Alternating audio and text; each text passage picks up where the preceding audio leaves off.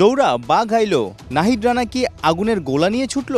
Coach Sarfaraz Ahmed কি ওসব ভেবেই দৌড়ের উপর আছেন?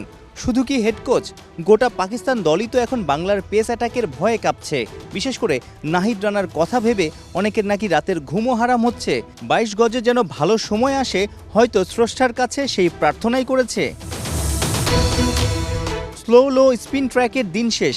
টনি হেমিংয়ের বাংলাদেশে স্পোর্টিং উইকেট সবুজ ভাব, যেখানে প্রথম 2-1 দিনে ছড়ি ঘোরাতে পারে পেসাররা। গোটা টেস্টে ব্যাটে বলে হবে দারুণ যুদ্ধ। মিরপুরে পর্যুদস্ত হয়ে সিলেটের পিচের চরিত্র বুঝতে পাগল প্রায়। উইকেট নিয়ে দ্বিধায় মেন ইন গ্রিন। ব্যাটারদের হালচালও কোচ সরফরাজকে চাপে ফেলছে। শরীরী ভাষা ও অনুশীলনের মুহূর্তগুলো সে কথাই বলে। শেরি বাংলায় নাহিদের বল লিভ করে বোকা বনে নিজ দেশের সমালোচনায় মোহাম্মদ রিজওয়ান।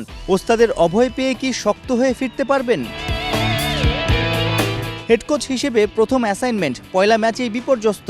সিলেটে বাঁচা মরার লড়াইয়ে সরফরাজকে বাঁচাতে পারেন বাবর আজম। অসাধারণ ক্যাচটাই বার্তা দেয়। হাঁটুর ইনজুরি কাটিয়ে ফিরছেন ড্যাশিং উইলোবাজ। বড় প্লেয়ারের কাছে নিশ্চয়ই বড় স্কোরই আশা করছেন সরফরাজ আহমেদ। রাওয়ালপিন্ডির পর মিরপুর। বাংলাদেশের বিপক্ষে টানা 3 টেস্টে পরাজিত দল পাকিস্তান। হারের সংখ্যা হালিতে গেলে পাকিস্তানি ভক্তদের থামবে না গালি, জানা আছে সরফরাজদের।